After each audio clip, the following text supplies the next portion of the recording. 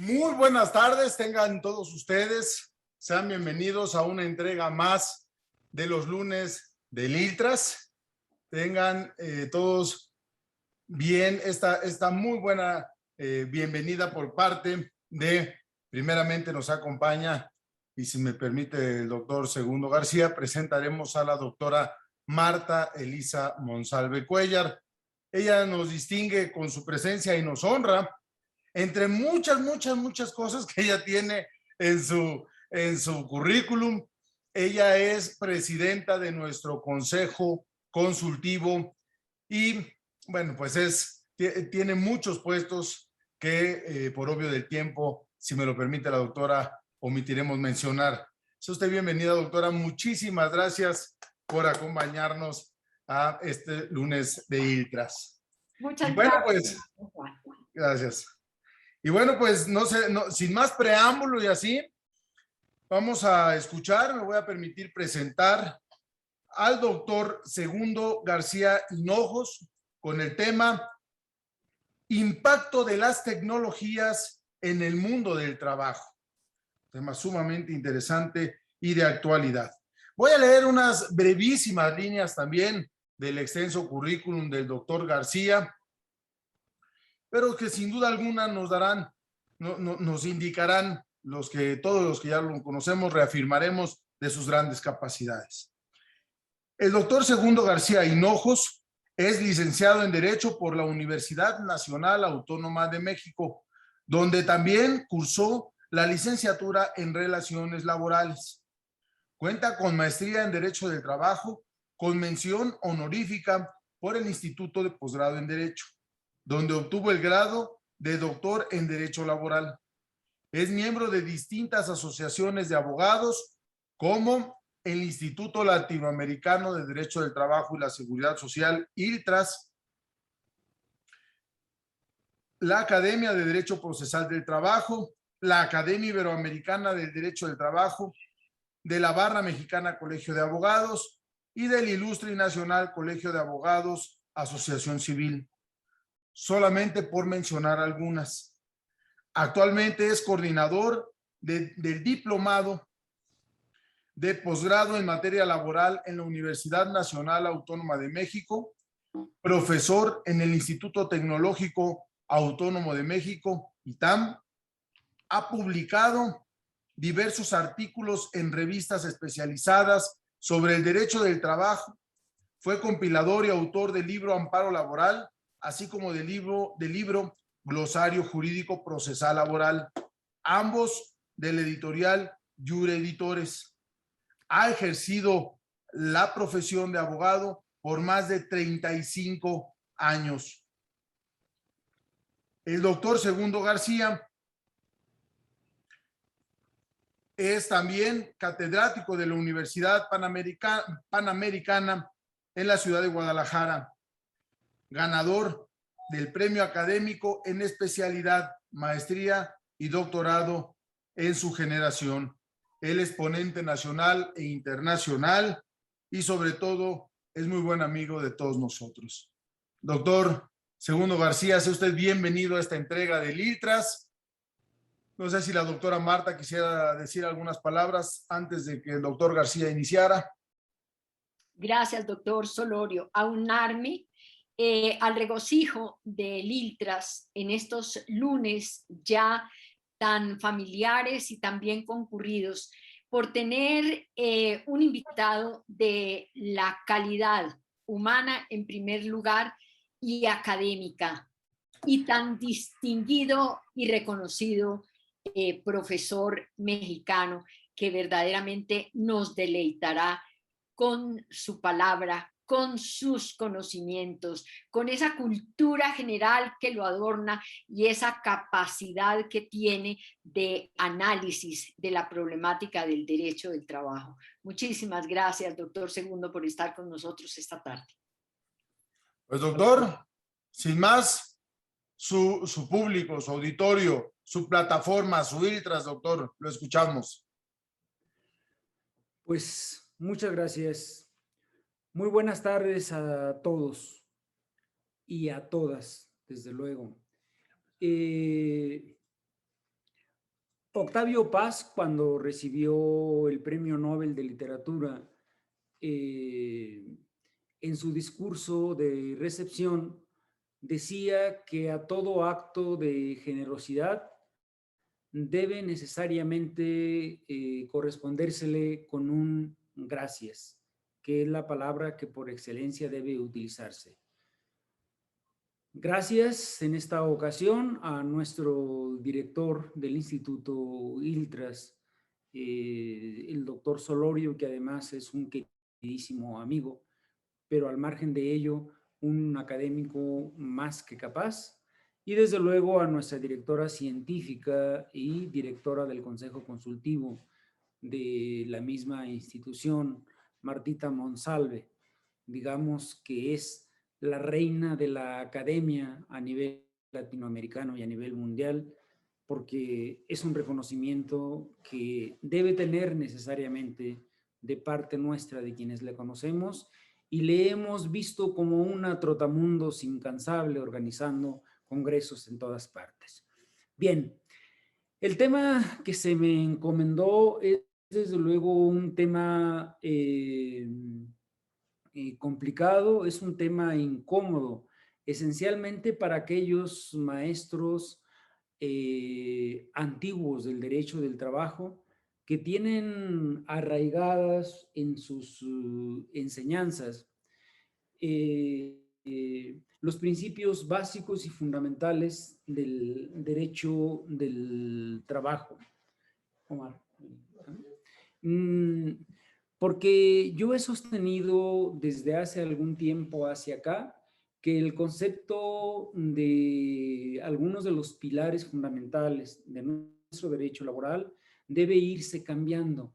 ¿Y por qué debe irse cambiando? Por lo que vamos a ver a lo largo de esta pequeña charla. Porque no creo que ya deba subsistir ese concepto tan rico, tan bonito, y que nos inspiró a todos los laboralistas en cuanto a la subordinación jurídica. Y ahora tenemos que mutar a la subordinación económica. Para nuestra charla del día de hoy, escogí 3 textos como punto de referencia exclusivamente. No vamos a ahondar en ninguna de ellas porque no son propiamente el tema de la plática, sino que las 3 contienen propiamente algo de lo que vamos a ver, algo quizá no muy agradable o tal vez sí, dependiendo de si ustedes pertenezcan al tecno-optimismo o al tecno-pesimismo. La primera obra es la de Jeremy Rifkin, que se llama, como ven ustedes ahí en la gráfica, El fin del trabajo. Él sacudió Montevideo en una conferencia en el foro principal en el año de 1996 con ese anuncio futurista de que el trabajo propiamente terminaba, que se avisoraba necesariamente su fin. Nos brincamos a 2008 y vemos a Richard Susskind con esa obra que plantea él en sentido interrogativo. ¿El fin de los abogados? Es desde luego muy inquietante, aunque quizá el futuro que nos presenta en relación con su planteamiento nos da más tranquilidad porque al final de cuentas vemos ahí unos signos de interrogación y eso nos lleva a considerar que no nos está diciendo que se van a terminar los abogados, sino que nos está realizando un planteamiento diferente. Y lo vemos en la parte de abajo, en donde nos está diciendo que debemos repensar la naturaleza de los servicios legales y ello es parte del contenido de lo que vamos a ver en esta tarde. Y finalmente tenemos una obra muy reciente de otro trotamundos, de Oppenheimer, ¿verdad? Un argentino radicado en Estados Unidos, que con esa obra sacudió mentes, sacudió conceptos y puso a pensar a toda la humanidad propiamente, porque no nos hablaba propiamente de un futuro.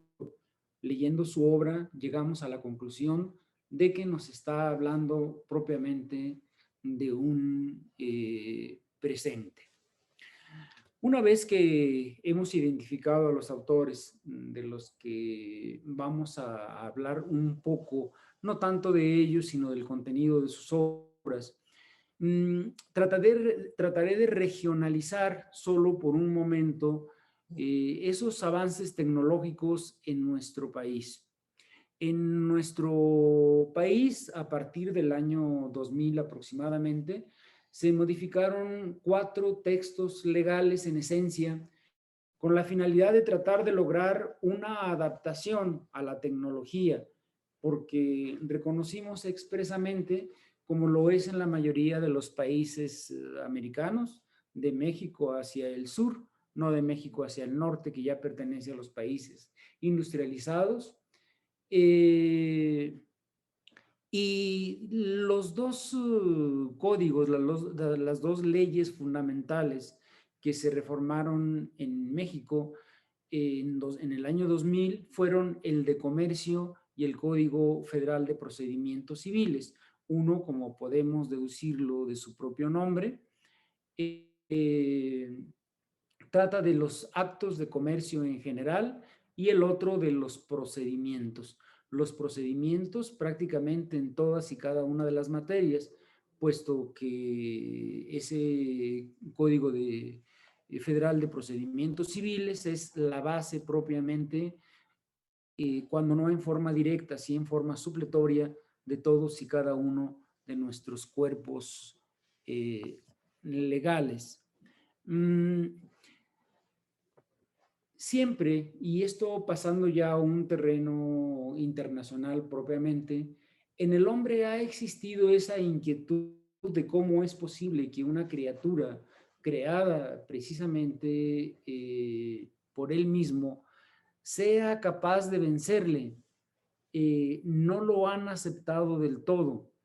Y precisamente en esa no aceptación de algo que parece irrefutable, se generan algunos encuentros entre hombre y tecnología.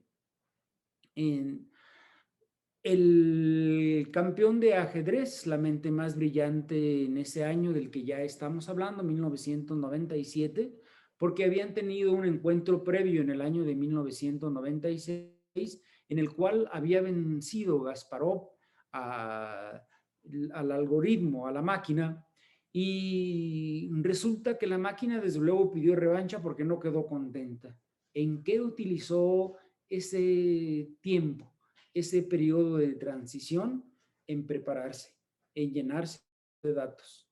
Y en la revancha en 1997 venció sin lugar a dudas, haciendo que abandonara la partida Kasparov. Lo curioso fue que cuando entrevistaron a Kasparov después del encuentro, él mismo se sentía sorprendido y decía: ¿cómo es posible que me haya vencido la máquina? Pero además, dijo él, sentí en un momento determinado como si la máquina fuera sensible, como si la máquina reaccionara a medida que yo iba haciendo mis movimientos. Y por lo tanto, no dejo de expresar mi admiración hacia ella. Esto desde luego que causó sorpresa, pero todos sabemos perfectamente que un algoritmo tiene en relación con esa actitud una gran ventaja sobre el hombre.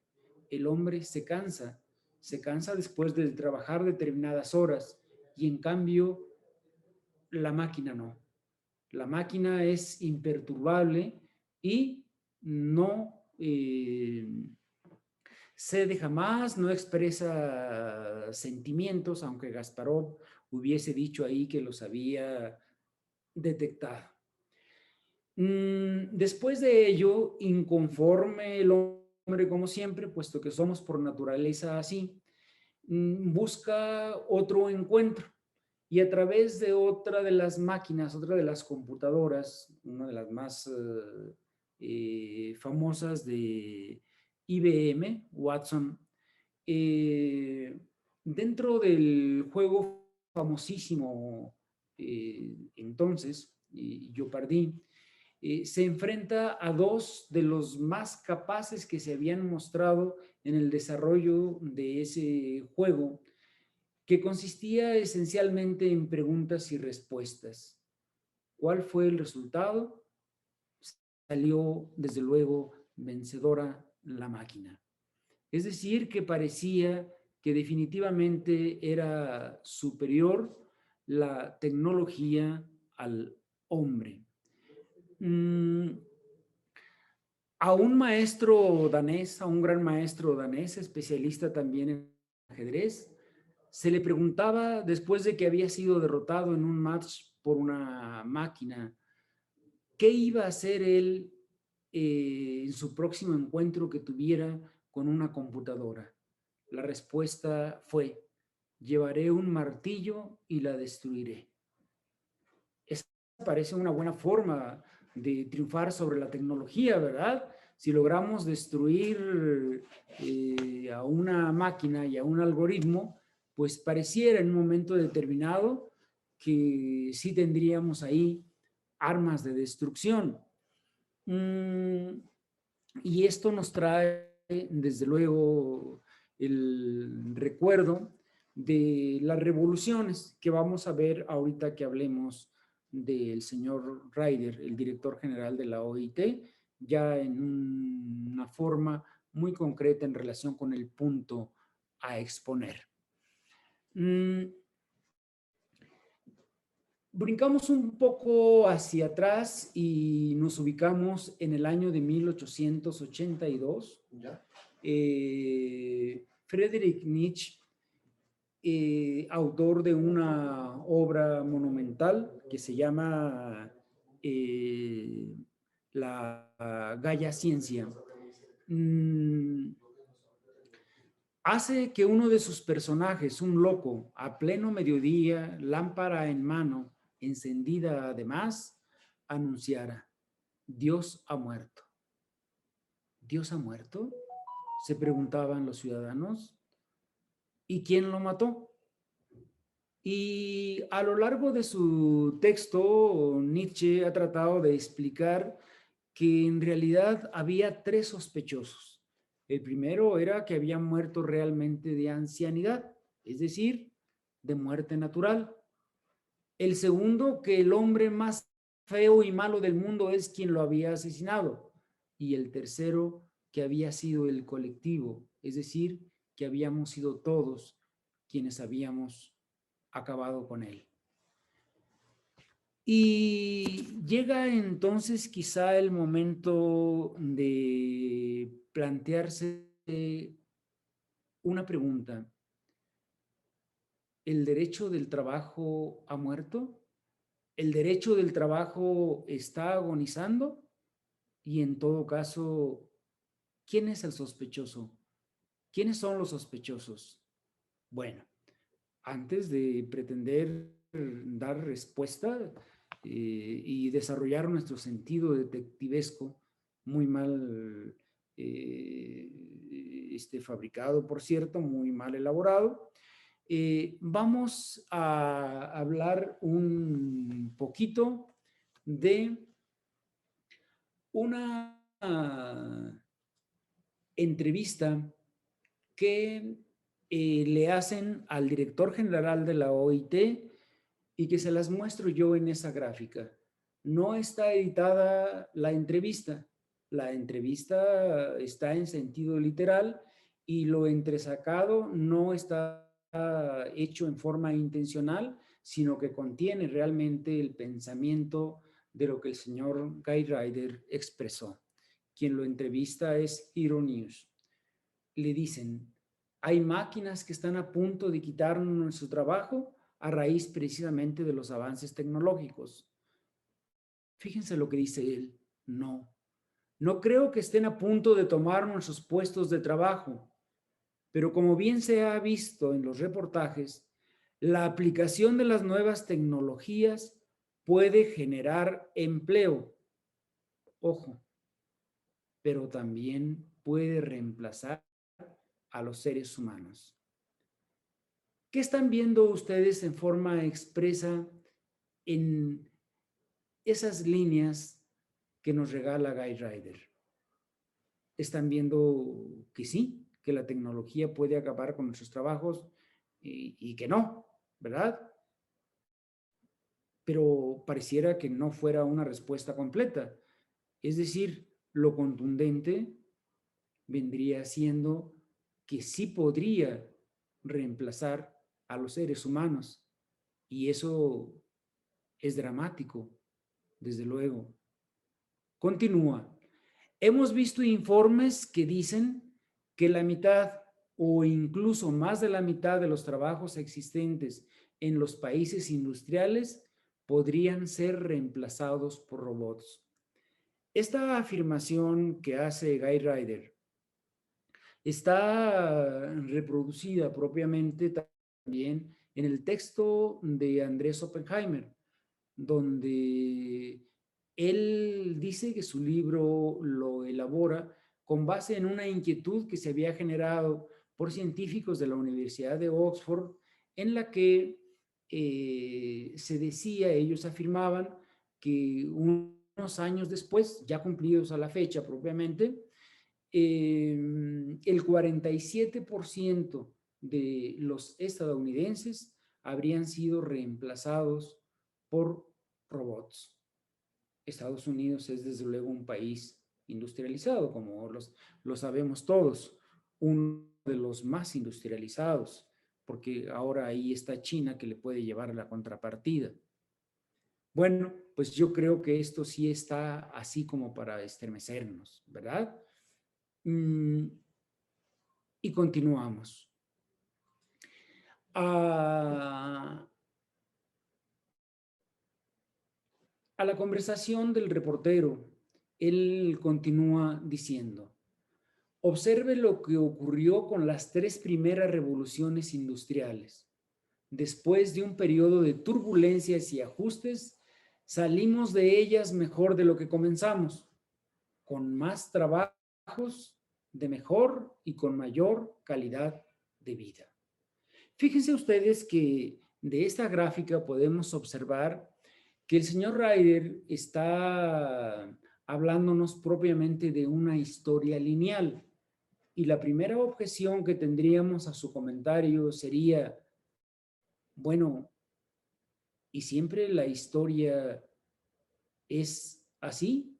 Es decir, se nos augura que de esta revolución industrial en la que estamos inmersos vamos a salir triunfantes, como lo hicimos con la revolución industrial y como lo hicieron previamente con esa mutación que hubo de cazadores y recolectores a industriales, a agricultores y de agricultores a la revolución industrial propiamente, donde los trabajadores pretendían destruir los telares mecánicos, y con la revolución automotriz, donde la idea era que el invento de Henry Ford también quedara destruido porque pensaban que les iba a quitar trabajo. Hasta ahí lo que afirma Guy Ryder está correcto. Es decir, esas revoluciones sí nos dejaron un mayor porcentaje de trabajos. Y nuestra pregunta es, ¿y la historia siempre es lineal? No, no es lineal. Tenemos realmente dentro de la misma instituciones que sí han seguido esa ruta, una línea de principio a fin inalterable. Si hablamos, por ejemplo, de la RSE, de la responsabilidad social empresarial, que ahora ya no se llama así, pero que empezó a gestarse a principios del siglo pasado y que terminó por hacerlo en 2010 en Copenhague, la capital de Dinamarca, ya desesperados todos los países participantes y las organizaciones no gubernamentales que habían concurrido a ese evento, donde se les había puesto un ultimátum y se les dijo, ahí les va el borrador de trabajo, hagan sus observaciones, saquen sus conclusiones, preséntenlas y vamos a definir. Pues se tardó un siglo en establecerse la responsabilidad social empresarial y ahora ya se fraguó finalmente la creación de la ISO 26000, como sabemos, y que derivó incluso en que al final se le quitó lo de empresarial para otorgarle también esa responsabilidad a las demás instituciones, es decir, no solo a las empresas, sino a todas las instituciones que comprende nuestro mundo, ¿verdad? ¿Y por qué no es lineal? Porque en muchas ocasiones la historia ha sido circular, irradia hacia sus cercanos. No siempre lo hace en relación al futuro, lo hace en ocasión con aquello que le rodea. Tenemos algunos ejemplos, por decir algo ahorita, nuestra revolución actual, los avances tecnológicos, nos dejan temblando porque, por ejemplo, el autor Oppenheimer, él señala precisamente que a pregunta expresa de si es tecno-optimista, dice, en lo inmediato no. Tengo que confesar que soy pesimista. En lo inmediato y lo lejano, sí, porque yo creo que al final se van a crear más empleos. Pero él mismo pone un ejemplo y dice que cuando iba a dejar su auto a un estacionamiento, siempre le recibía una señora que estaba ahí y le cobraba cuando iba a sacar ya el automóvil. Y un día de pronto llegó y ya no estaba la señora, sino estaba una máquina. Y él se preguntaba, ¿y la señora dónde está? Todos podemos imaginarnos que la señora estaba en cualquier lugar, menos seguramente trabajando, porque se iban reduciendo los trabajos, por lo menos no trabajando en un lugar semejante, porque toda esa compañía había optado por el avance de la tecnología. Bien. Y la pregunta también que surge en esto es si realmente la tecnología siempre produce más trabajos. Y la respuesta tiene que ser invariablemente no. La tecnología produce enseres, la tecnología produce bienes, la tecnología crea servicios, pero trabajos no siempre. Oppenheimer nos narra cómo dentro de sus andanzas en la presentación de su obra, a uno de los que entrevistó fue al presidente argentino, a la sazón Macri, y que Macri le comentaba que su ministro de Finanzas fue a darle la buena noticia de que creaban una nueva empresa en la que se habían invertido $200 millones. Macri, feliz, le dice, ¿y cuántos trabajos vamos a tener? Felicidades, señor ministro, dice, 200. 200 trabajos, pero 200 trabajos son los que tiene la pastelería de esquina. Sí, señor, 200 trabajos. Se trata de una empresa absolutamente tecnificada. Este es un retrato vivo de lo que nos esperaría en un momento determinado en que aconteciera lo que estamos nosotros narrando. Bueno, les traje unas pequeñas gráficas para hacer más ameno e incluso mucho más comprensible lo que estamos explicando.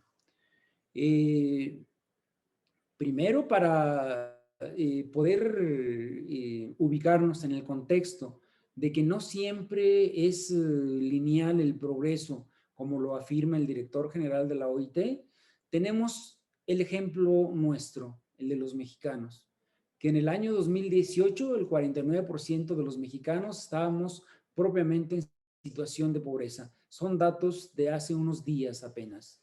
En el año 2020, el 51% estaban en ese estado y para el 2021 ya el 54%, es decir, un total de 67 millones de mexicanos atravesaban por esa situación. La pregunta que le haríamos al señor Ryder, a nuestro director general de la OIT, sería: ¿el progreso siempre será lineal? No, dice Oppenheimer, en este caso no lo será así. ¿Por qué razón? Porque el cambio que podrá observarse de inmediato será aquel que se refiere a que es difícil asimilar los cambios de un momento para otro. Los cambios se darán con una rapidez que no nos darán oportunidad de defendernos. Por eso, decía él, yo no soy tecno-optimista a lo inmediato. Yo soy tecno-optimista a lo inmediato. ¿Ven ustedes cuál es la razón? Continuamos. Bien.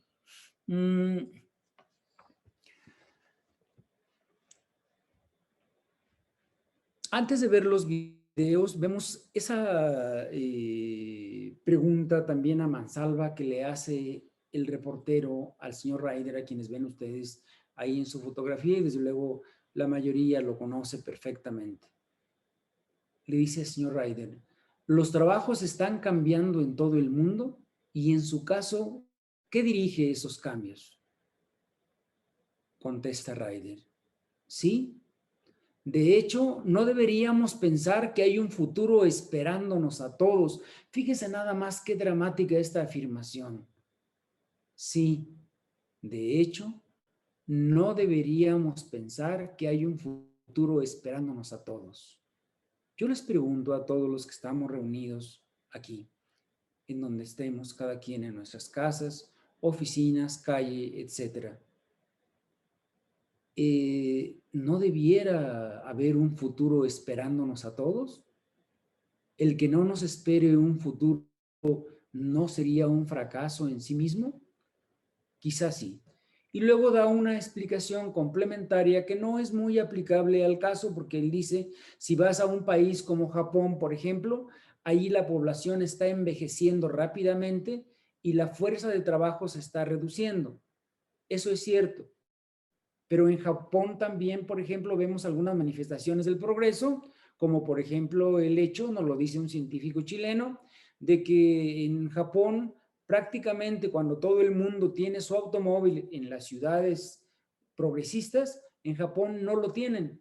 Y ello acontece porque no tienen dinero. No, no lo tienen simplemente porque no hay lugar para estacionar el automóvil, ¿verdad?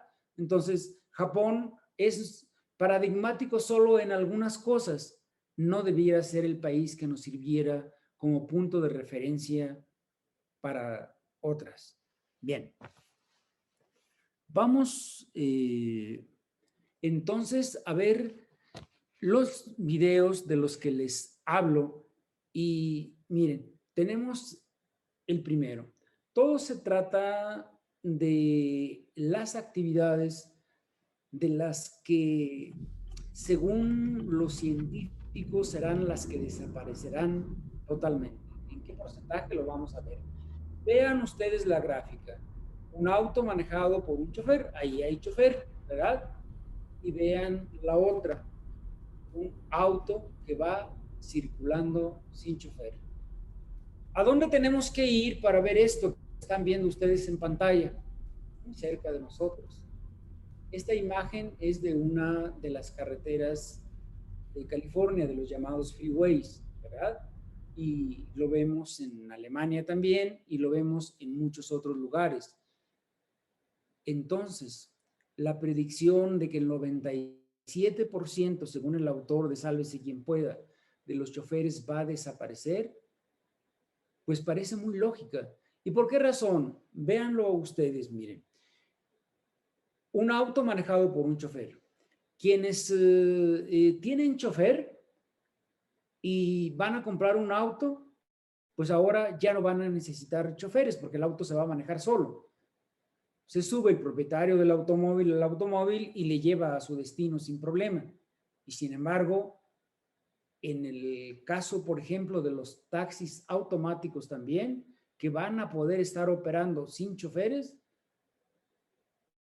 son un grupo de desempleados más. Y en los camiones que van llevando entregas de artículos diversos por carreteras, ¿verdad? Las empresas que se dedican a la distribución de mercancías, por ejemplo, pues ya no van a tener choferes. Entonces, el futuro para el chofer es absolutamente negro. 97% es el pronóstico de desaparición de los choferes. Y la pregunta que nos viene a todos nosotros es, ¿y a dónde se van a ir todos? Son millones. ¿Qué no piensan ustedes que son millones? Sí, son millones, pero la tecnología está acabando con esos millones de choferes. Otra categoría, fíjense ustedes.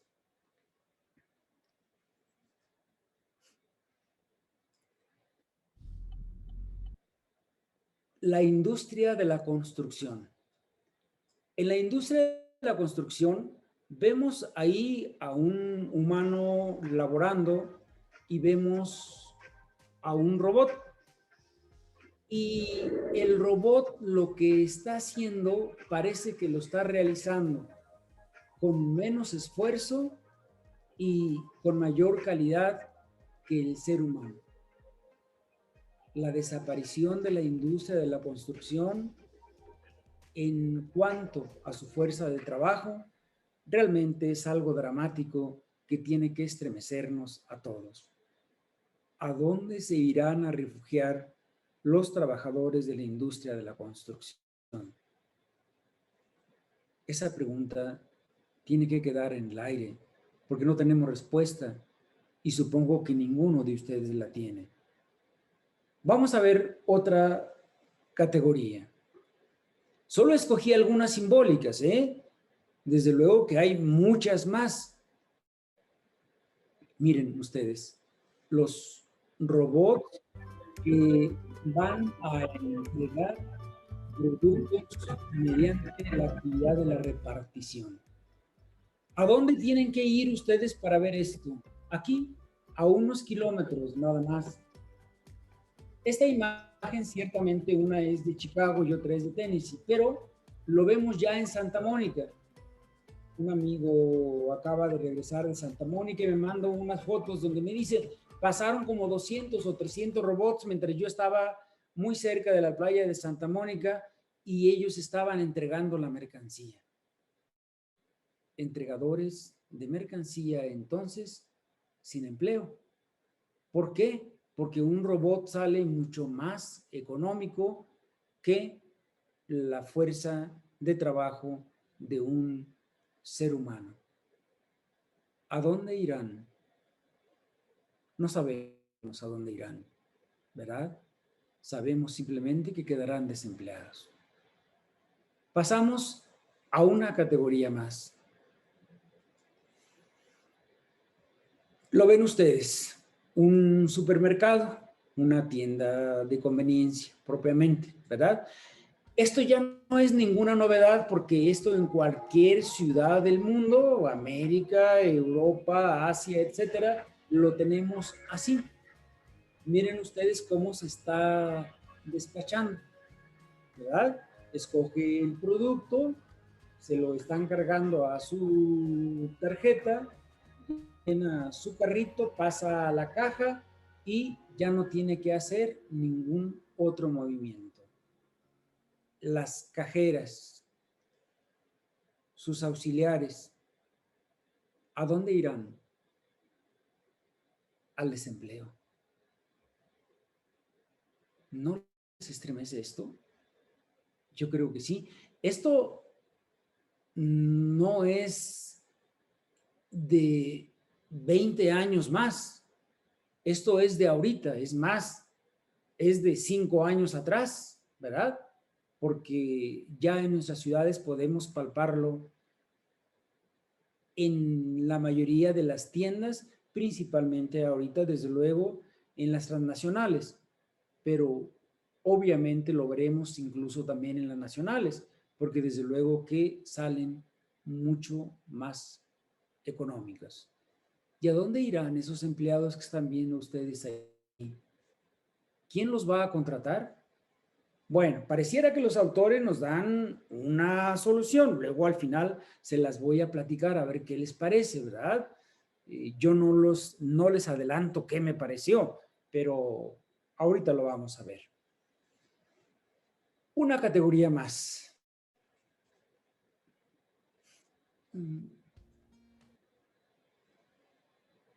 Esto es realmente para alarmarse, ¿verdad? La industria manufacturera. Hay países que por excelencia son manufactureros. No existe propiamente ningún país en donde no haya manufactura.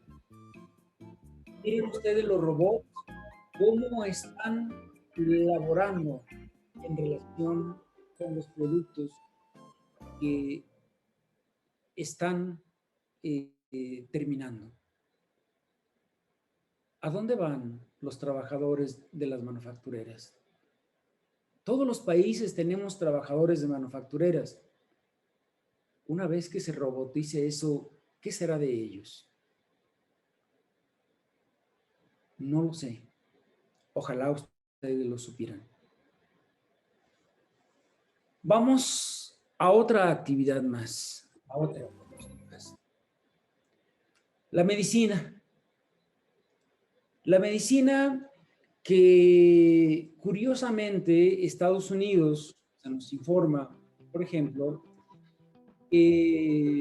encargó un robot de Israel para que realizara 70,000 operaciones de columna y las realizó, ¿verdad? Todas con éxito. ¿La medicina se acabó realmente? Luego les voy a platicar lo que los autores nos dicen en relación con la abogacía y la medicina. Ahí la medicina parece que no se ha acabado del todo porque se acaba definitivamente en forma parcial. Existe otro robot que se llama Da Vinci, que es famosísimo. Lo tenemos en México, lo tienen en Chile. No sé si lo tengan en Colombia, pero en América, en Brasil lo tiene también ya. Realiza las operaciones de próstata. ¿Saben ustedes que ya a través de un robot se realiza el 90% en los países industrializados de las operaciones de próstata? Es, como pueden ver, alarmante. Y la pregunta es, ¿a dónde van los doctores que quedan desempleados? Porque ciertamente, por lo que les explicaré más adelante, algunos no quedarán desempleados, pero curiosamente, la inmensa mayoría sí. Vamos a otro video. Este voy a dejar que hable por sí mismo porque finalmente lo explica muy bien, es muy breve, solo 1 minuto y fracción y van a oír a ustedes.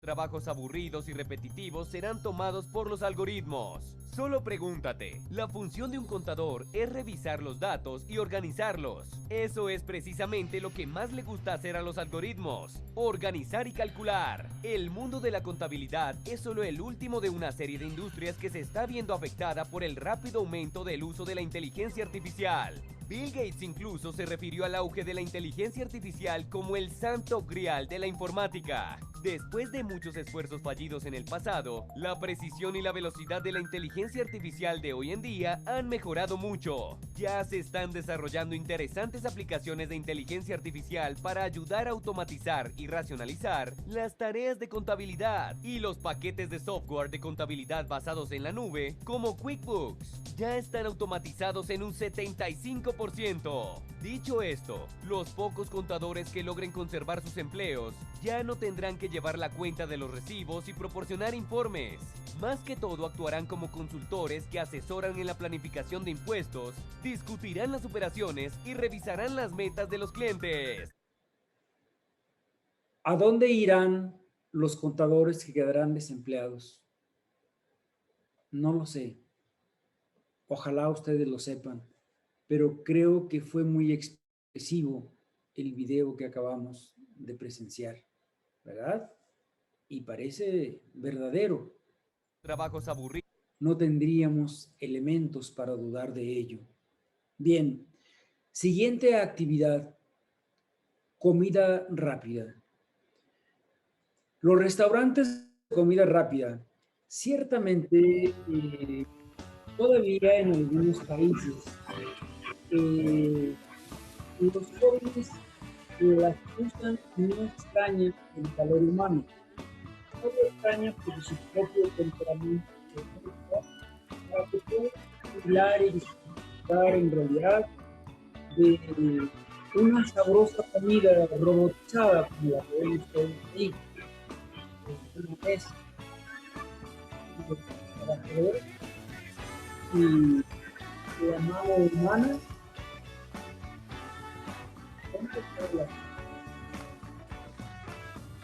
¿Qué va a pasar con todos los empleados cada día?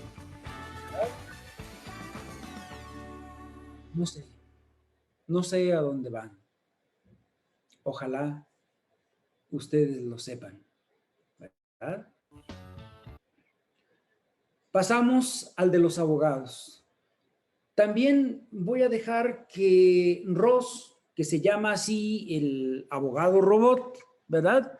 Y que pronto los grandes despachos, que además los grandes despachos ya lo tienen. Y es muy fácil el explicarnos el por qué. Y yo creo que en México también algunos despachos lo tendrán a la brevedad, lo tendrán muy pronto. Vamos a dejar que al robot abogado nos lo expliquen. A ver. El primer robot que litiga usando inteligencia artificial. Este fantástico robot estadounidense es capaz de rastrear más de 10.000 páginas por segundo y capaz de formular una respuesta mucho más rápido que cualquier abogado humano. Se trata de un sistema de inteligencia artificial creado por IBM, la plataforma tecnológica más grande del mundo, y usa la tecnología Watson, que es capaz de escuchar y entender el lenguaje humano. Gracias a sus algoritmos, Ross puede responder numerosas preguntas en tiempo real y analizar sentencias que han sentado jurisprudencia. Este fantástico robot puede advertir cualquier riesgo que represente una amenaza para sus clientes y corregirlo. A diferencia del buscador convencional, Ross siempre ofrece la respuesta más acertada para resolver el caso en concreto. También incluye citas legales y artículos para estudiar. No solo eso, por tratarse de una inteligencia artificial, mientras más consultas recibe, más aprende y su eficacia aumenta. En 2016, la firma estadounidense Baker & Hostetler contrató a Ross para que forme parte del departamento de gestión de quiebras, junto a un equipo de 50 abogados humanos. La compañía decidió contratar a Ross para formular hipótesis y fundamentarlas con citas de leyes o precedentes en los casos que patrocinaba. Los responsables de la firma explicaron que no son los únicos en haber contratado los servicios de este abogado artificial. Desde su lanzamiento, Ross ha recibido numerosas ofertas laborales en varias compañías relacionadas al mundo legal. Ese Ross es full chamba. Qué curioso, ¿verdad? El abogado más solicitado ahorita, el que más demandas de trabajo tiene, no es el doctor Solorio en este momento cuando él es tan solicitado. No es nuestra queridísima, llamadísima Martita Monsalve, a quien todos queremos y todos seguimos. Es Ross, ¿verdad? Creo que realmente es un drama. Y miren ustedes, recordábamos a Nietzsche. Ahora vayamos todavía un poco más atrás. Vayamos al siglo de oro y hablemos de Lope de Vega. Y Lope de Vega fue creador de una de las obras. Lope de Vega es realmente un símbolo español en todos sentidos. Creó esa obra topónima de acuerdo a la Real Academia Española, que se llama Fuente Ovejuna. Topónima porque la pueden escribir tanto con B labial como B labiodental y la pueden escribir en dos palabras o en una. Bueno, Pues resulta que nos ubicamos en España en pleno siglo de oro, en un lugar específico de Córdoba, en la población pequeña de Fuente Ovejuna. Fuente Ovejuna tenía un comendador que era realmente un dictador, el dictador abusivo, aprovechado, cansó a la población. La población se organiza y lo mata a pedradas, tristemente, ¿no? Cuando se organiza la investigación y el juez va a preguntarles ¿quién mató al comendador? Le contestan los pobladores: Fuente Ovejuna, señor.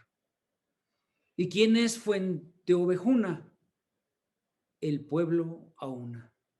Es decir, aun torturados para que confesaran la verdad, no la confesaron.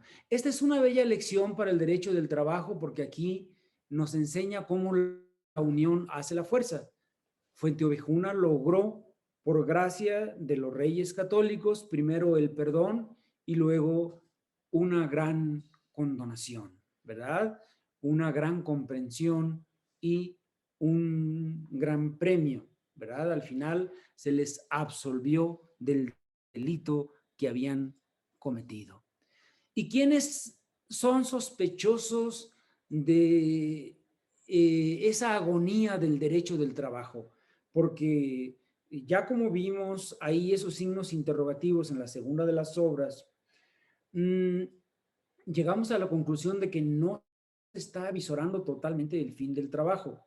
Se está avisorando simplemente que está herido y ojalá que no sea de muerte. Pero, a ver, ¿cuál va a ser el estatus social, el gran desasosiego social, cuando el 50% de la población mundial esté sin trabajo? ¿Va a estar vigente esa gran preocupación? A mis manos llegó hace poco todavía una obra oliendo a imprenta, editada por la OIT en conjunción con la CEPAL, en donde nos habla del trabajo decente de las plataformas. Yo lo leí con muchísima atención y en realidad me conmovió. Me gustó porque es una inquietud que hemos tenido los laboralistas de un tiempo hacia acá, digamos 5 años hacia acá. Creo que hemos profundizado en el tema. Pero trabajo decente en las plataformas, negociación colectiva en las plataformas, horarios de trabajo en las plataformas, cuando ahora cualquiera de nuestros conciudadanos jóvenes, por ejemplo, o jóvenes maduros o maduros, podrán contratarse en otro país sin exigencia de horario, de salario o de condiciones laborales, sino a cambio de esa dependencia que yo he pregonado, dependencia económica y no jurídica.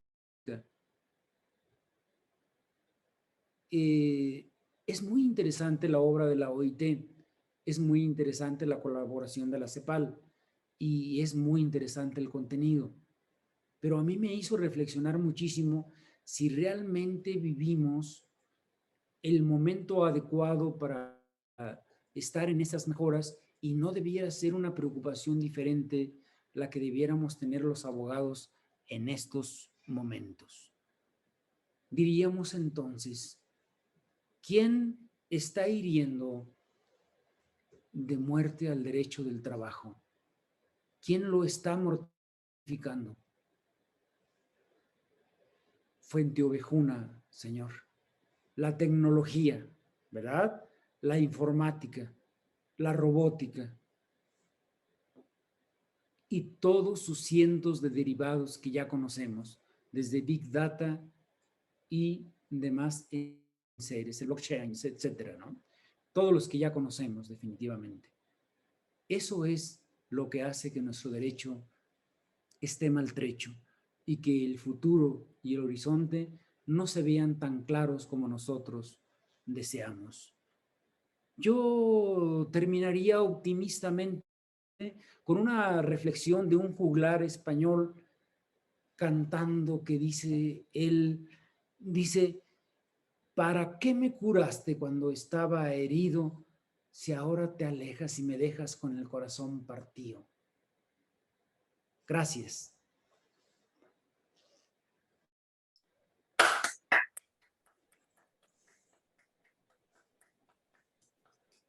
Hola Marta, por favor. Excelentísima conferencia. Mi queridísimo Segundo, nos has deleitado de una manera extraordinaria y nos has llevado a unas reflexiones verdaderamente extraordinarias. Cuando tú te refieres a los maestros antiguos que tienen tan arraigado el principio del derecho del trabajo, sobre todo en cuanto a los elementos de la relación laboral y a esa subordinación, inmediatamente me vino a la memoria muy reciente, un reciente evento donde estaban maestros imponderables del derecho laboral. Y me llamó tantísimo la atención que todos, absolutamente todos, estaban buscando cómo deducían de las plataformas los tres elementos de la relación laboral. Yo realmente no lo podía entender. ¿Por qué? Porque precisamente en esa magnífica exposición que nos has hecho, en que nos llevas de la mano por la historia, el desarrollo de las revoluciones industriales, sí, ha cambiado el trabajo, han cambiado las formas de realizarlo, la forma de ofertarlo, y sencillamente de lo que parece catástrofe se han deducido una serie de oportunidades. Oportunidades que hay que aprovechar y que son un verdadero reto para las entidades de formación, porque hay que cambiar la educación, hay que preparar precisamente a estos jóvenes que nos han entregado para que los formemos, para que afronten esos grandes retos y se preparen. Yo no pienso que la inteligencia humana se pueda cambiar nunca. Y tras todos esos algoritmos, ¿qué hay? La inteligencia humana, la inteligencia del hombre, esa es insustituible.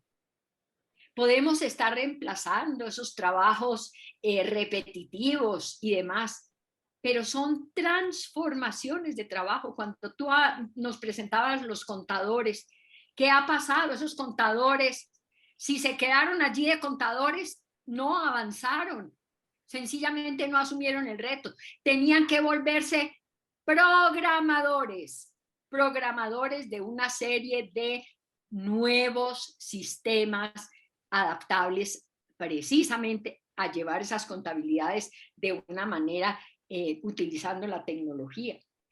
Entonces, realmente las reflexiones a las cuales nos has llevado son verdaderamente sorprendentes. Y de todo lo que nos presentas, bueno, de las cifras de México, tenemos que rescatar que ese aumento del desempleo para el año 2020, para el año 2021, pues desafortunadamente la pandemia ha tenido muchísimo que ver.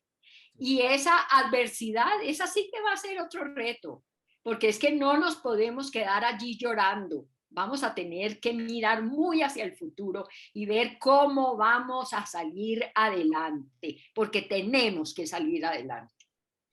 Pero también hay una cosa muy importante. Cuando hablas del Japón y dices, mencionas lo del envejecimiento poblacional y que no tienen carros por falta de espacio, yo siempre he discutido muchísimo. Cada país tiene su propia identidad, Por eso las normas no pueden ser unisex, ni pueden ser tampoco de la misma talla. Hay que adecuarlas a cada país, precisamente porque no somos iguales, no somos iguales. Entonces, hay que hacer grandes procesos de transformación, de reinvención, de innovación, y eso lo estamos viendo. Cómo estos servicios de alimentación se han convertido en domiciliarios a través de plataformas. Entonces, lo que tenemos es que prepararnos, formarnos para esos retos y adaptarnos a esta situación del cambio. ¿Qué reflexiones tan impresionantes las que nos has llevado a tener? Esta conferencia que tú nos has dictado nos va a dar para 21 meses de reflexiones, de planteamientos, de pensar en todas las cosas que podemos hacer sin pánico, sin pensar en que vamos a perder esta cantidad de puestos de trabajo, que ya hay unas cifras absolutamente estrafalarias. ¿Cómo nos vamos a reinventar para afrontar estos retos de verdaderamente lo que tú has llamado la dependencia económica? Esa dependencia laboral quedó atrás. Entonces, muchas gracias, Segundo. Muchísimas gracias por esto que nos has entregado en esta tarde, que ha sido verdaderamente extraordinario. Y todo este distinguido público que nos está acompañando, te está felicitando a través mío, porque nos has dado en esta conferencia unos conocimientos y unos puntos de reflexión muy grandes. Muchísimas gracias, Segundo. Muchísimas gracias. Le agradecemos, doctor. Su micrófono, doctor. Listo, sí. Listo, Juanito. Muchas gracias. Perdón por haberte quitado el uso de la palabra, Juanito. Es su tarde, doctor. Por favor, lo que usted quiera. Muy amable, muchas gracias. Yo quería nada más primero agradecer las palabras de Martita y luego referirme un poco, desde luego agradecer a don Juan René Segura, a Pablo, al doctor Jacinto, a quien tanto estimo, fue mi maestro, él precisamente en la especialidad de la materia, él me dio Derecho Internacional, un gran maestro. Y además yo quería decirle a Martita lo siguiente, en especial con su intervención tan atinada como siempre, y que además es una de nuestras figuras señeras dentro del derecho del trabajo. Y quiero precisar que yo, cuando hablo de los maestros viejos, en el sentido cariñoso de la palabra, en el sentido de los viejos amorosos a los que queremos tanto y seguimos tanto, y que nosotros vemos el derecho del trabajo con los ojos, si así quisiéramos verlo, con los que con lo que lo ves tú, Martita, con los que los vio Mario de la Cueva, con los que los ve don Jacinto, a quien oímos en aulas, a quien oímos en intervenciones, en foros, y siempre en un afán tan sentido a favor de los trabajadores, siempre tan propio, tan conocedor, tan profundo, don Jacinto Flores, una gente de gran admiración y que la verdad engalana la tarde de hoy. Y a Pablo Franco, por ejemplo. Sabemos que Pablo Franco es uno de los que más derecho colectivo conocen en el país, y es una persona que ha luchado por el bienestar de los trabajadores durante mucho tiempo y que tiene una inteligencia también sin par. Entonces, el oírte, Martita, y hacer esa precisión en cuanto a que cada país tiene sus necesidades específicas es absolutamente cierto. Por eso, cuando se habla, miren qué bonito es oír y ver esas felicitaciones, ¿verdad? ahí. Hacía tiempo que no toco. Muchas gracias, Martita. Yo creo que eso se debe a tus palabras. La verdad es que han sido muy cariñosos todos quienes te han expresado a través del chat.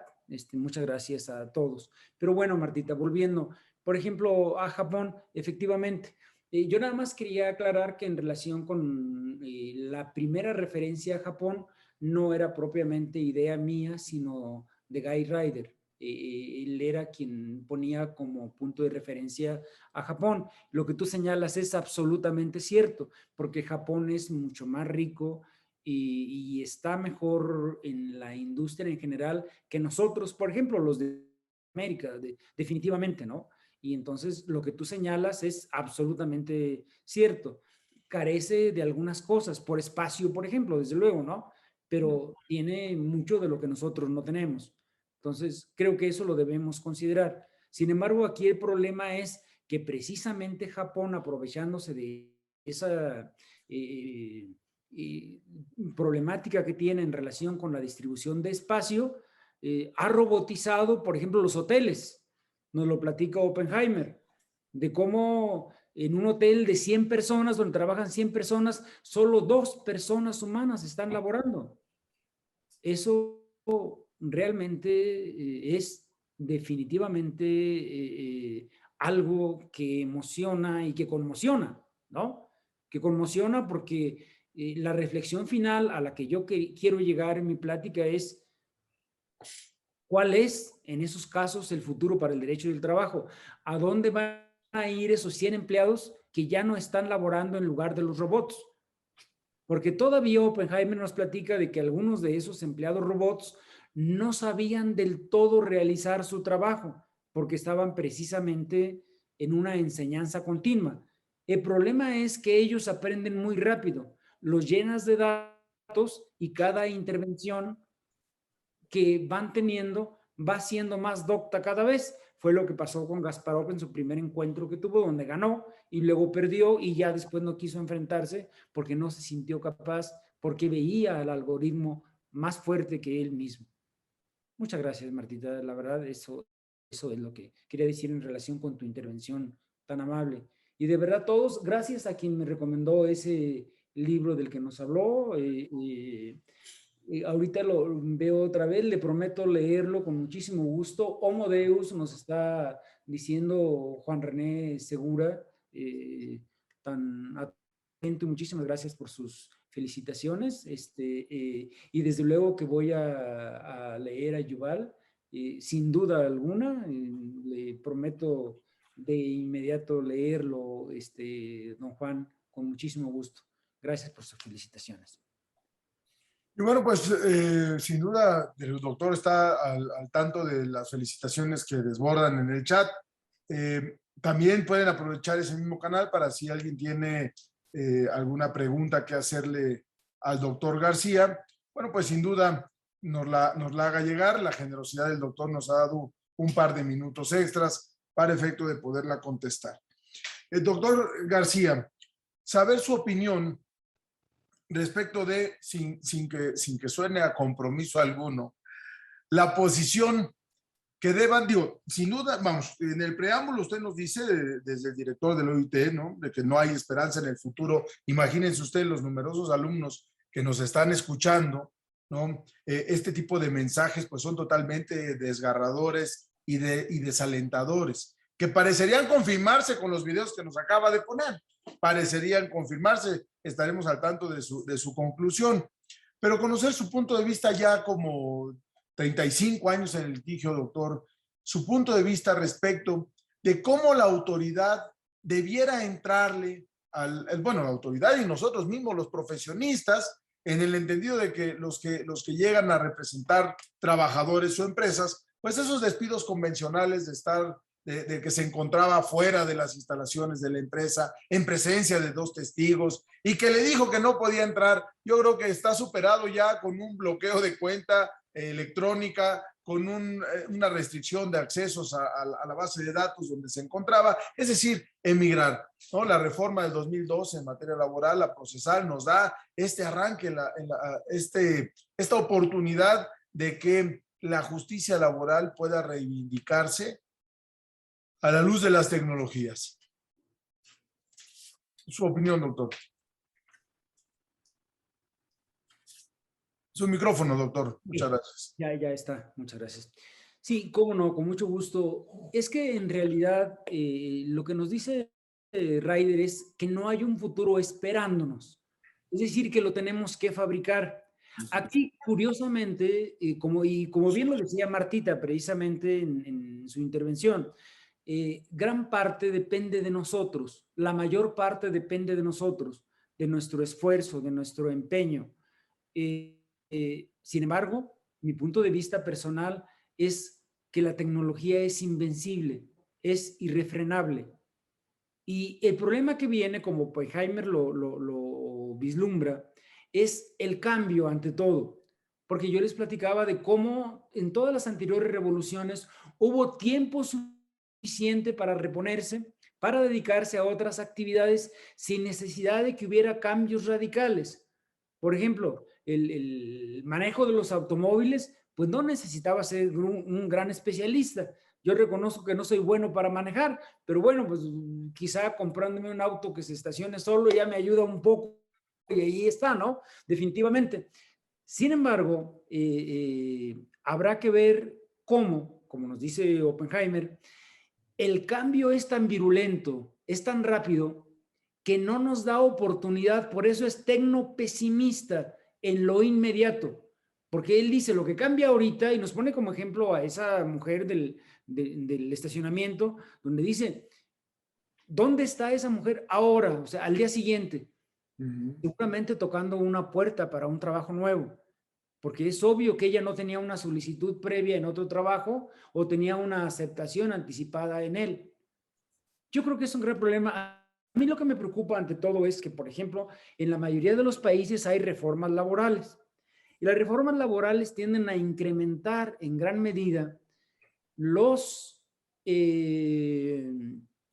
actos de negociación colectiva, los actos de las mejorías en las condiciones de trabajo de los trabajadores, que además es desde luego una entelequia que tenemos todos los que nos dedicamos a esto. Es lo que nos gusta y es por lo que estamos luchando. Ahí es donde vemos que realmente no es muy amigable la tecnología, porque lo que decía Ryder en relación con los cambios, efectivamente sucedió así. Es decir, como cronista está perfecto. Simplemente está siendo testigo de la historia y nos está diciendo lo que aconteció. Pero ahora, en la modernidad, Oppenheimer, por ejemplo, está ciertamente un poco siendo futurista. Y esperemos que no le pase lo que a Casandra, ¿verdad? Casandra, como saben ustedes, en la mitología griega, era la futuróloga, era quien predecía el futuro. Y siendo hija de los reyes troyanos, Apolo la pretende. Apolo era demasiado lascivo y querendón, así que la pretende. Ella no cede a sus caprichos y la castiga, haciendo que sus predicciones ya no fueran creíbles por los receptores de las mismas. Ello ocasionó precisamente la debacle de Troya, ¿verdad? Entre otras cosas, porque ya no creían en sus predicciones. Entonces, hay que ver que estamos realmente en el texto último viendo las ideas de un futurólogo, pero sin embargo, él plantea, y creo que con mucha razón, y con las gráficas que vimos, con los videos que observamos, estamos viendo no el futuro, porque no son gráficas del futuro, son gráficas del presente. Yo les platico, un amigo mío acaba de ir a California a vacunarse, se le ocurrió pasar a Santa Mónica y me manda fotos de inmediato y me dice, estoy absolutamente impresionado, estoy impactado. Miren nada más. Y se veía un robot tras otro, tras otro, tras otro, tocando puertas y entregando mercancía. A mí la reflexión que me vino de inmediato, y el trabajador que ocupaba y realizaba esa labor, ¿en dónde está? ¿A dónde fue? ¿A pedir trabajo y lo va a encontrar? He ahí el gran dilema. No sé si haya contestado la pregunta, mi querido doctor. Sí, mi querido doctor, muchísimas gracias. Pues no nos resta más que agradecerle su generosidad, mi querido doctor. La doctora Marta tiene algunos otros apuntaciones. Por favor, doctora, a sus órdenes. Gracias, doctor Juanito. No, únicamente que no quiero que quede en el ambiente que la alusión a los grandes maestros pueda conllevar críticas, ni mucho menos. Es decir, yo soy de casi de esa generación. Lo que pasa es que hay una gran resistencia a los cambios. Estamos demasiado aferrados a los cambios y los tenemos que aceptar y nos tenemos que adaptar a ellos. Soy la primera convencida de la importancia de la protección a los trabajadores. Esa protección que precisamente quiso darse a través del derecho del trabajo, pero es que posteriormente viene la protección social que hoy en día está teniendo una importancia y un desarrollo impresionante, y nos lo están diciendo los últimos documentos de la Organización Internacional del Trabajo cuando se habla de la protección universal, que fue uno de los informes que se presentaron en la reunión centenaria del año 2019. Y precisamente en esta reunión que tuvimos virtual, estuvimos discutiendo sobre un documento precisamente sobre protección social, y salió una declaración, siempre pensando en la importancia de la protección social universal. Y entonces cuando estamos hablando de esa protección, estamos buscando que sea para todos, que sea equitativa. Lo que pasa es que hay una transformación y nos tenemos que adaptar a esa observación. Mis respetos, naturalmente, para esos maestros insignes que nos siguen enseñando tantísimas cosas y que siempre es tan grato escucharlos. Muchísimas gracias, doctor Juanito. No, al contrario, y aprovechando este paréntesis, quiero destacar la participación a distancia de nuestras hermanas repúblicas de Cuba, Argentina y Brasil. Cuba con la doctora Tania María Galeano, muchas gracias por su participación. La Argentina, el maestro Torres Brizuela. Y bueno, hay dos preguntas, doctor García, que me gustaría externarlas. Ya nos las externaron a través de las redes sociales. Y pregunta Mario Torres Arias. Resulta una paradoja, resulta una paradoja que el mundo actual, con tanta tecnología y avance en nuestro querido México, estamos en una situación de pobreza y atraso educativo que ha vulnerado y afectado profundamente a las pequeñas y medianas empresas que sostienen casi un 75% de generación de empleos. La pregunta es, ¿cómo vislumbra el avance tecnológico en un futuro mediático en América Latina? Antes que nada, una felicitación a don Mario, que es un estudioso de primera, es un abogado de los buenos de nuestro país, que siempre está en pos de la superación. Así que mis respetos, don Mario. Yo lo vislumbro desgraciadamente pesimista. Creo que acabamos de vivir una época, Martita señalaba con muchísimo acierto, cómo la situación del desempleo que estamos viviendo se debe en gran parte, desde luego, a la pandemia y además, desde luego, a la recesión mundial, ¿verdad? La crisis mundial. Eso es definitivo. Pero desgraciadamente los gobiernos, y creo que la mayoría de nosotros lo sabemos, que estamos teniendo, las elecciones que está habiendo en los países de América, las tendencias que ha habido donde ya no se respeta tanto el bienestar humano, sino más que nada lo que quieren es que prevalezcan los egos particulares de quienes presiden las naciones, no augura un futuro tan adecuado. Y como la pregunta de Mario va en relación con la tecnología, yo le diría, efectivamente, la tecnología ha avanzado a pasos agigantados. La 4G, que fue una de los eventos organizados por Martita en Toluca hace unos años, precisamente un gran evento porque era el primero que se hacía a nivel mundial en ese sentido, ¿verdad? La Revolución 4.0, recuerdo bien el título que Martita escogió para ese evento, nos hablaba de esto. Pues ahora hay algo más dramático todavía, Mario. Lo más dramático es que no hemos terminado con la revolución 4G, que Martita la anunció y la trató hace 4 años en su congreso. No ha evolucionado. Y no solo no ha evolucionado porque está terminando propiamente, ¿verdad? O sea, logró sus objetivos definitivamente porque nos llenó de tecnología de todos lados. No hay quien no tengamos un dispositivo electrónico, menos ahora con las clases a distancia, definitivamente. Pero, ¿sabes cuál es el drama, Mario? Que tenemos a la 5G, es decir, a la quinta revolución, ya con pie y medio dentro de nuestras oficinas y dentro de nuestra casa. He ahí el gran problema. Fíjense ustedes que Rifkin, el autor de la primera obra que yo señalaba, él nos habla, él como saben ustedes es un gran defensor del cambio climático. Creo que eso le caracteriza incluso más que tratar específicamente algo relacionado con el trabajo.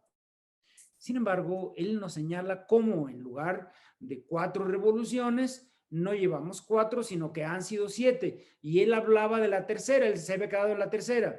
Así que si a las 7 le agregamos las otras 2, la 4 que Martita descubrió y trató en Toluca, y la quinta con la que ya estamos aquí, porque ahorita el pleito es si va a ser China o va a ser Estados Unidos, ¿quién va a ser el primero que ponga manos en la obra en relación con esa revolución 5G? Unos dicen China que porque hay una mayor libertad de manejo de datos personales y otros dicen no, Estados Unidos, ¿verdad? Muchas gracias, doctor Segundo García. Destacamos la presencia de Seno Sim desde también el Brasil. Se encuentra también con nosotros el doctor Arturo Martínez y González. Por cierto, es nuestro primer homenajeado en el ILTRAS al recibir la medalla al mérito jurídico Mariano Thyssen-Baum. El doctor Arturo Martínez le hace una pregunta al doctor García y le dice, ¿usted considera que en un futuro habrá un juez robot? Y en tratándose de México, ¿podría este apreciar los hechos en conciencia? Muchas gracias, doctor Segundo. Qué interesante. Pues un abrazo enorme para el doctor Arturo Martínez. El doctor Arturo Martínez no tiene que preguntar nada. Doctor, anda usted equivocado en un rumbo donde no debe estar. Usted está para que nosotros le preguntemos y no usted a nosotros. Bueno, partiendo de ahí, contesto su pregunta. Fíjese usted que hicieron un experimento, y esto nos lo cuenta Oppenheimer, con un juez israelí, en donde siguieron durante determinado lapso, 12 días, dicen, a ese juez israelí y analizaron las sentencias que él dictaba en relación con los sentimientos de los que habla usted, un dictado de una sentencia a conciencia. Y resulta que descubrieron que ese juez en la mañana dictaba siempre órdenes justas. A mediodía, cuando ya tenía hambre, dictaba sentencias dudosas. Y en la noche ya cansaba, bueno, regresaba de comer y volvía nuevamente a esas sentencias justas. Y en la noche, cansado y aburrido de tanto trabajar, volvía nuevamente a las sentencias carentes de sentido. Yo creo que al final de cuentas, doctor Martínez, sí podremos volver a tener jueces, si bien creo que sería el último estadio de la robotización. Lo que nos dice el autor Richard Susskind en relación con el fin de los abogados él señala que las primeras profesiones, los primeros abogados que van a desaparecer son los mecánicos, son los de las labores sencillas, es decir, los pasantes, ¿verdad? Los que realizan, por ejemplo, labores de investigación, porque nos pone como ejemplo un robot que en menos de un minuto consigue 20,000 tesis jurisprudenciales en relación con el tema que se le consulte, algo que ningún abogado de la altura de lo que estamos contemplando va a poder conseguir. Entonces, a lo que se refiere don Arturo Martínez, además, déjenme decirles que Arturo Martínez es el ejemplo de fortaleza física y moral para todos nosotros. Yo voy a permitirme una indiscreción, doctor Martínez, solo como alabanza para usted, porque el doctor Martínez ha soportado enfermedades siempre con una sonrisa a flor de labios. Eso, doctor, es un ejemplo para todos nosotros. Bien, fue un break. Miren ustedes. ¿Por qué va a ser el último estadio dictar las sentencias a conciencia y verdad sabida? Porque ahí sí se necesita introducirle los datos al robot. El problema de los robots es que la única dificultad que tienen para poder realizar algo es que le llenen los datos para poder hacerlo y que cada día va aprendiendo más. Lo que el día lunes un robot no sabe, ya para el miércoles lo sabe porque se le enseñó y lo aprende mucho más fácil. Entonces, contestando a la pregunta, doctor, sí parece que vamos a llegar a ese estadio, aunque sería el último. Curiosamente, me da oportunidad de tocar el tema en cuanto a que en la parte final de la obra de todos los autores, los señalados, ellos mencionan algo optimista. Dicen, no te preocupes tanto, mira, finalmente es cierto que tu profesión va a desaparecer, es cierto que tu trabajo va a desaparecer, es cierto que tu casa se te puede caer, ¿verdad? Pero pues tienes remedio, dedícate a otra cosa. Nada más, prepárate bien. Eso es lamentable. Parece humorístico, el doctor Solorio se rió, ¿verdad? Parece humorístico realmente, pero en realidad es dramático, es apocalíptico, porque nos dicen, mira, estas 10 profesiones, Oppenheimer nos da 10 profesiones, van a subsistir. Pero no como tú las conoces. Tendrán que cambiar en este sentido. Es decir, que los trabajos actuales cambiarán. Muchas gracias. No, pues muchas gracias a usted, querido doctor. Ya no veo ninguna otra pregunta ni en el chat. Obviamente hay muchos comentarios, pero todos son, sin duda alguna, de halago y de parabienes. Pues bueno, yo creo que si la doctora Monsalve no tiene nada más que apuntar, si el doctor García tampoco, daríamos por terminada esta jornada, agradeciendo infinitamente al doctor Segundo García Hinojosa su generosidad en el tiempo, las puntuales observaciones que nos ha hecho, que sin duda, pues hasta en algún momento podría erizarnos la piel de lo delicado que pudiera ser.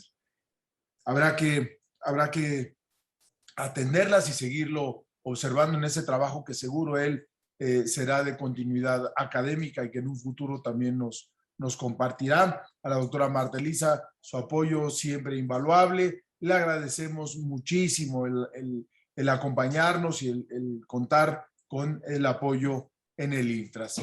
Y bueno, su servidor Juan Solorio, agradecerles a ustedes más la paciencia, el cumplimiento y el estar con nosotros acompañándonos. La verdad es que esto no tendría sentido sin usted, que es el principal motor de nuestras ideas, de nuestro entusiasmo, de ese afán de querer transmitir, de ese afán de querer dar a conocer algunas inquietudes y necesidades que podremos observar ya sea desde el ámbito del trabajo como lo vimos en los ejemplos, o desde el ámbito de la academia. Muchísimas gracias a usted que nos comparte una parte de lo más preciado que es su tiempo. Nos vemos en la próxima entrega de Lunes de ILTRAS. No se olvide, por favor, la semana de febrero, del siguiente año, en la que estaremos desarrollando el segundo Congreso Mundial del ILTRAS, en el que sin duda el doctor García será uno de nuestros más valiosos ponentes. Muchas gracias a todos. Muchas gracias, doctor, como siempre. Muchas gracias. Muchas gracias. Gracias, doctora. Gracias a Joel, gracias a Julio, nuestro secretario ejecutivo y de finanzas. Y bueno, gracias a todos a los de la plataforma, que también es siempre puntual su apoyo. Muchísimas gracias a todos ustedes. A Omar también por ahí, que está tras bambalinas. Muchas gracias, Omar, por siempre tu cariño y apoyo. Muchas gracias a todos. Muchas gracias a todos. Muy buenas tardes. Ha sido un verdadero placer verlos. Muchas gracias a todos los que nos apoyaron y a esa magnífica audiencia que tuvimos, realmente muy motivante y muy satisfactoria. Gracias. Eres el doctor Segundo García, hombre, que no podíamos esperar menos. No, taquillero a morir, No, taquillero a morir. Muchas gracias. Extraño a todos. Gracias, doctor. Gracias. Un abrazo. Hasta luego. Un abrazo. Gracias.